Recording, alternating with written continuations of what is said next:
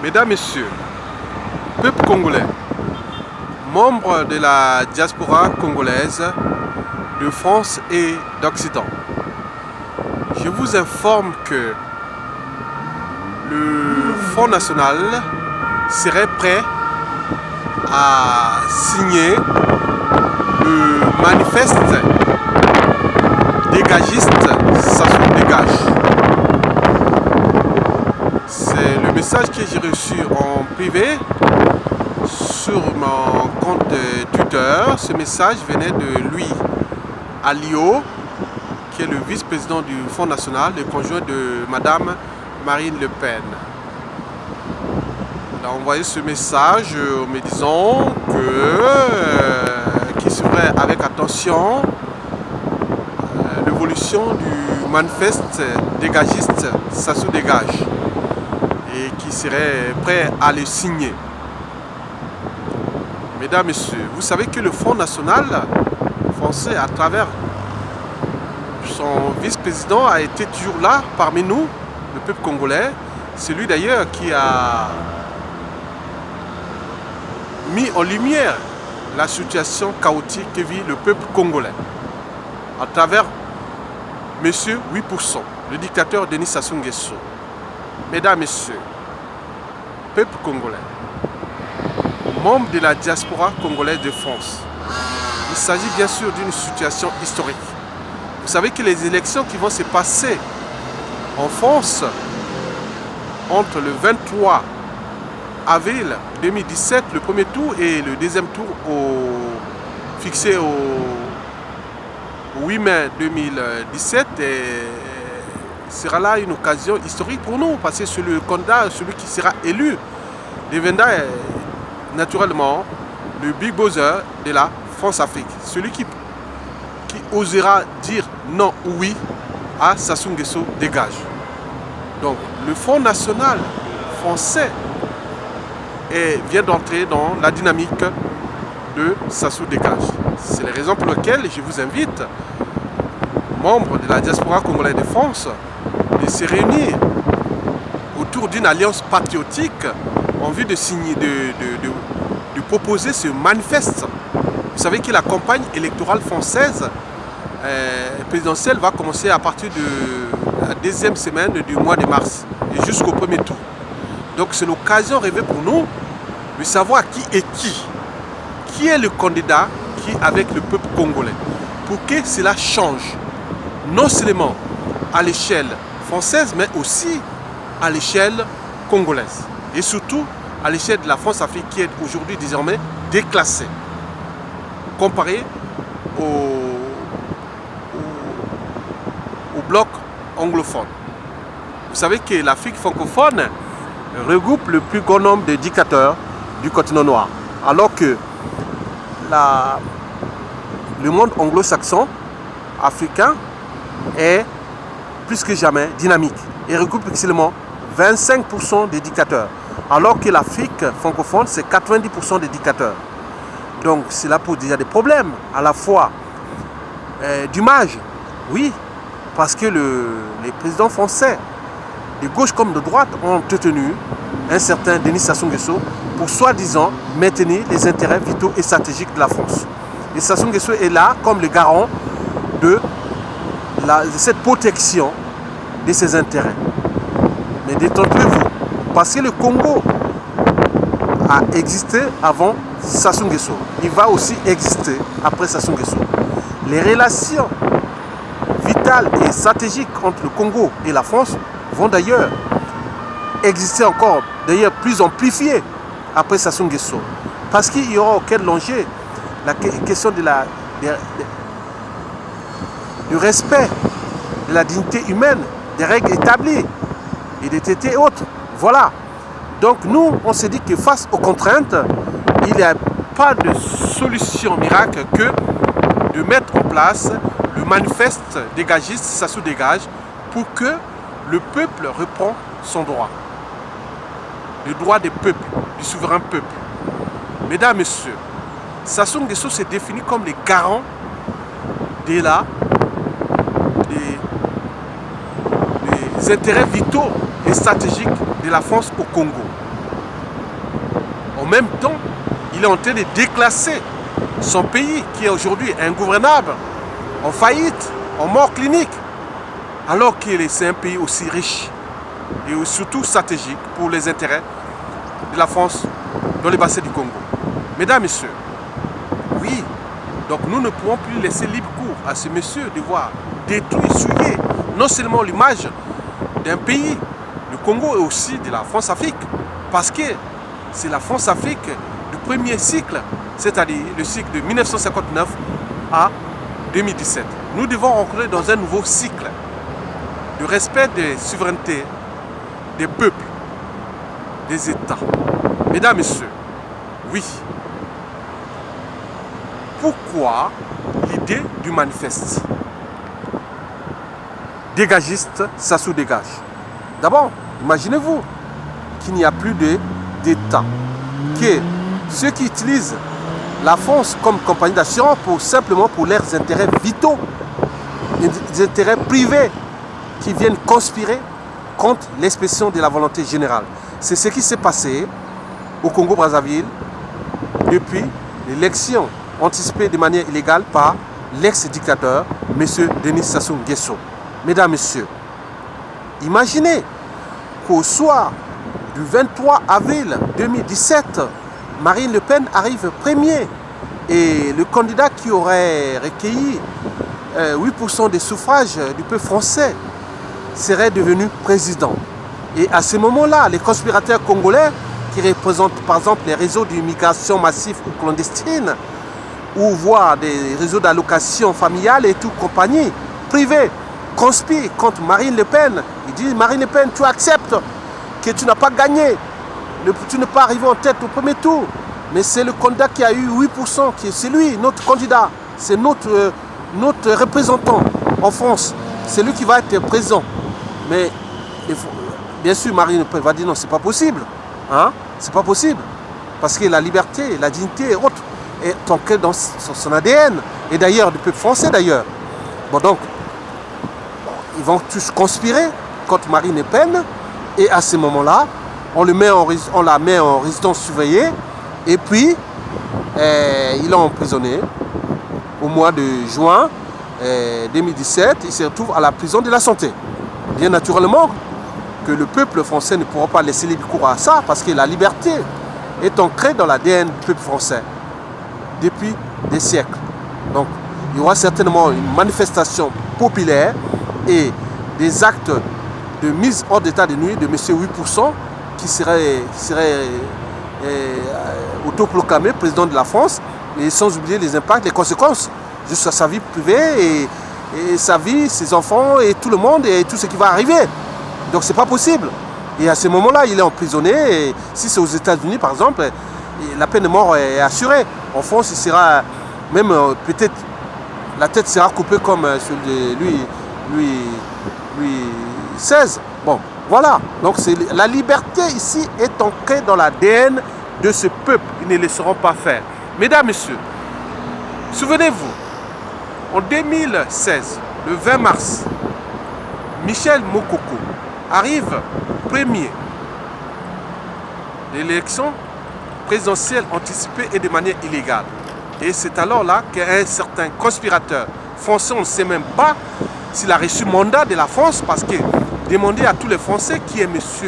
Jean-Yves Olivier, personne ne le connaît. C'est un marchand d'armes et de munitions qui est le représentant des puissants réseaux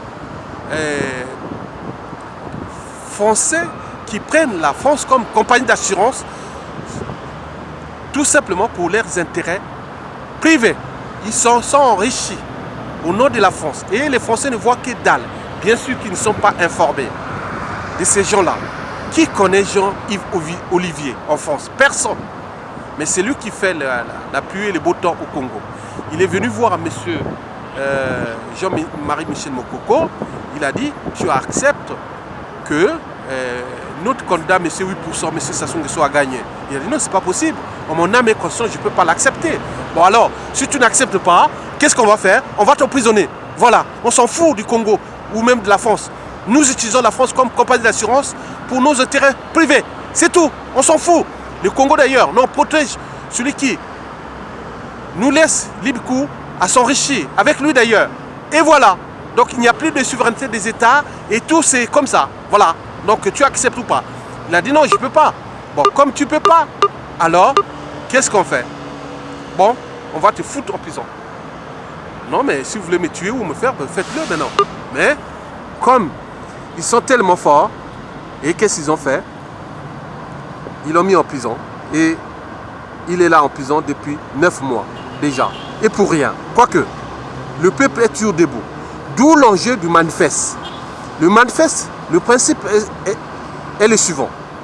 Sassou Nguesso se définit comme le garant des intérêts vitaux et stratégiques de la France au Congo. Mais on s'est dit que face à ces contraintes liées à la survie d'un peuple et aussi de la souveraineté des États, parce qu'on remet en cause la société et la civilisation. Non, on s'est dit non, ce n'est plus possible. Donc le manifeste, on dit, bon, nous le manifeste est destiné à tous les candidats. Le Front National déjà sensible à cela, il va d'ailleurs signer. Donc il y aura un circuit de démarchage, aller voir tous les QG des candidats et savoir qui est avec nous ou pas. Les intérêts de la France seront protégés. Les intérêts vitaux de la France seront protégés. Voilà. Vous cherchez ça, ils seront protégés. Mais comme dans les relations entre les États, c'est comme à bicyclette, pour garder l'équilibre, il faut avancer. Donc nous allons travailler dans une période de transition politique au Congo et par la suite, après une élection libre et transparente, nous allons mettre les accords tacites ou stratégiques ou intangibles pour préserver les intérêts vitaux et stratégiques entre la France et le Congo. Vous savez que le Congo, c'est un pays stratégique dans le bassin du Congo. Historiquement parlant, il a été toujours là, présent, tout ce qui s'est passé dans la sous-région du bassin du Congo. Souvenez-vous de l'indépendance de l'Angola, c'est tout le Congo. Souvenez-vous de la crise en Centrafrique, c'est tout le Congo. Donc c'est un petit pays, mais stratégique. Voilà, l'ancienne capitale de la France libre. Donc nous devons avancer. Donc la vie c'est comme à bicyclette, il faut avancer. Donc les candidats qui auraient signé le manifeste dégagiste Sassou dégage, nous serons sont avec le peuple congolais. Vous savez que dans les relations humaines, qu'elles soient État, entreprise ou association, il y a le mot est clé, confiance. On fait confiance à quelqu'un, on fait confiance à une institution, on fait confiance à une association, on fait confiance à une entreprise, on fait confiance à un produit, on fait confiance à une marque, on fait confiance à point. Mesdames, messieurs, mais quand on n'a plus confiance, on est souvent dans la défiance. On est d'abord dans la méfiance. Et si cela devient répétitif, on rentre certainement dans la défiance, l'évitement. Et au niveau des relations entre les États, c'est pas bien. Surtout quand les intérêts des États sont en jeu. C'est pas bien. Parce qu'au cœur des pouvoirs politiques ou économiques, il y a toujours l'individu. L'individu ne fait pas confiance à tel individu. Donc tous ceux qui vont signer, les candidats que nous allons démarcher à travers ce manifeste, seront là pour montrer aussi aux yeux du peuple congolais que le cycle de l'ancienne France-Afrique qui va se terminer avec les présidentielles 2017 en France sera repensé. Oui. Le monde que nous vivons est un processus de notre pensée. Il ne peut être modifié sans repenser d'abord nos mentalités, nos habitudes et comportements. Et surtout, quand ces comportements nuisent gravement aux intérêts des uns et des autres et surtout des peuples.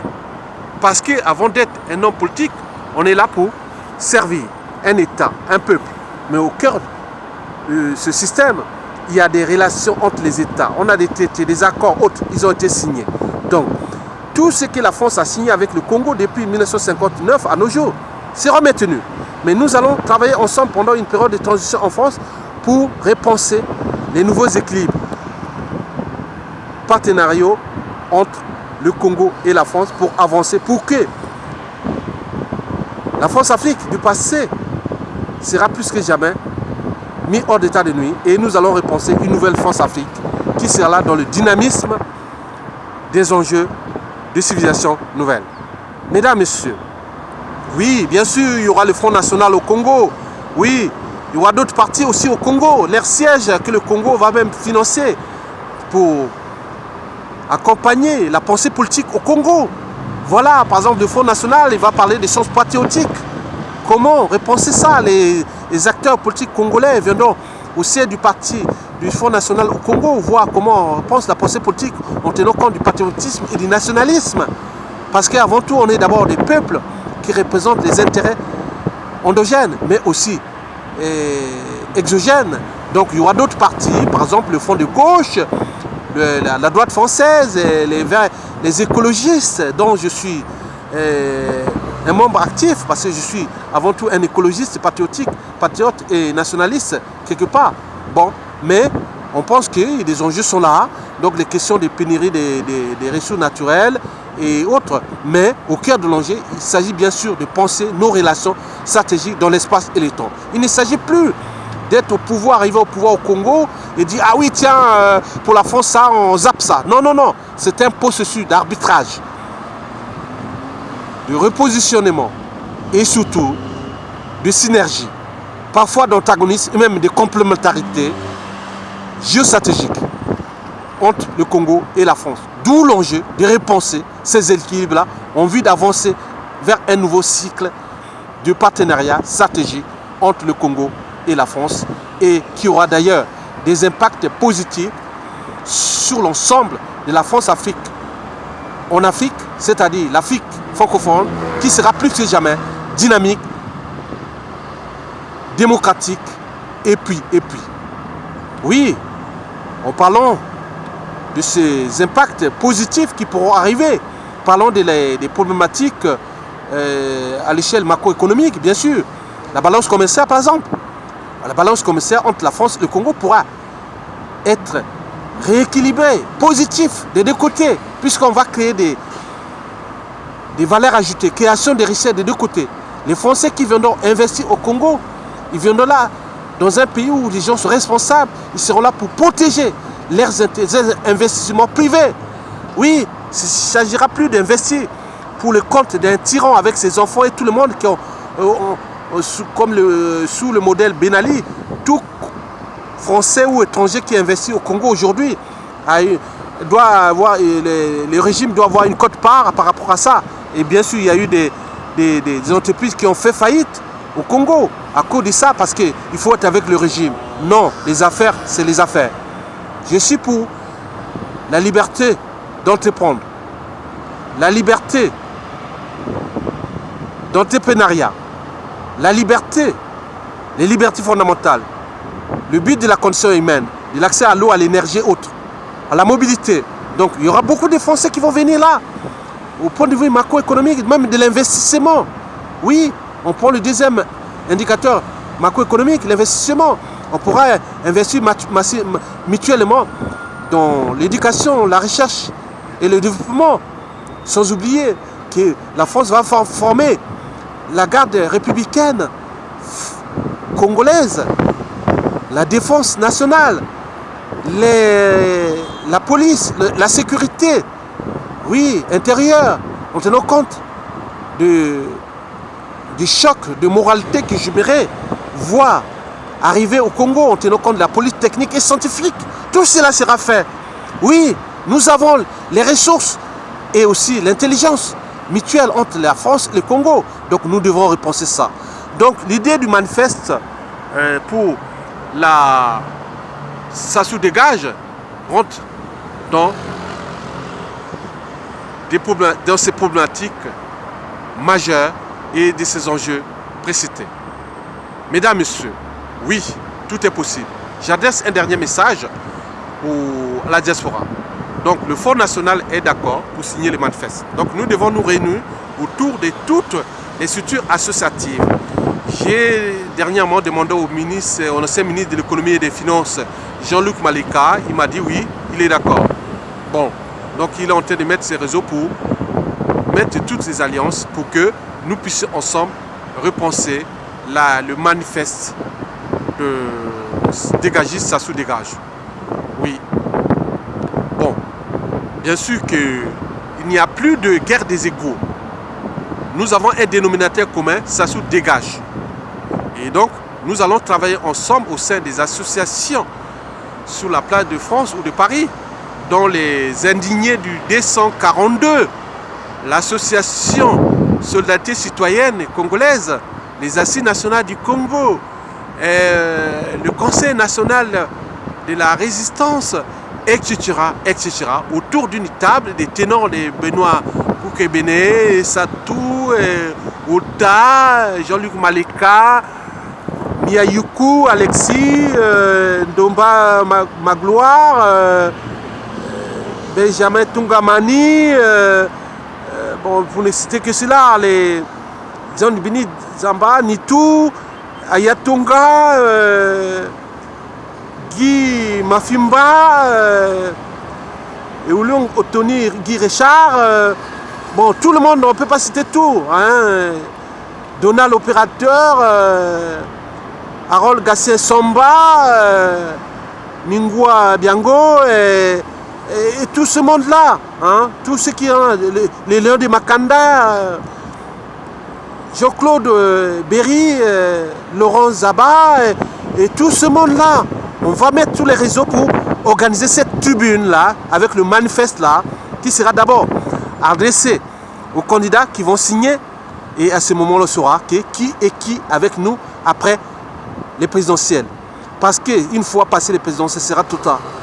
Voilà. Même si le pays sera toujours là, déclassé et en mort clinique et ingouvernable jusqu'à la chute du tyran, mais nous pouvons repenser le Congo de demain. L'avantage, c'est que, comme l'avait dit dernièrement le patriote Andrea Ngombe, jamais dans l'histoire du Congo, Sassou Nguesso n'a été aussi faible. Et d'ailleurs, John Binit Zaba ajouta par la suite qu'il ne manque plus que quelqu'un pour le pousser dans le trou. Et même Pongi l'a dit, non, mais on cherche quelqu'un qui peut attenter à l'intégrité physique de Sassou Nguesso. Non.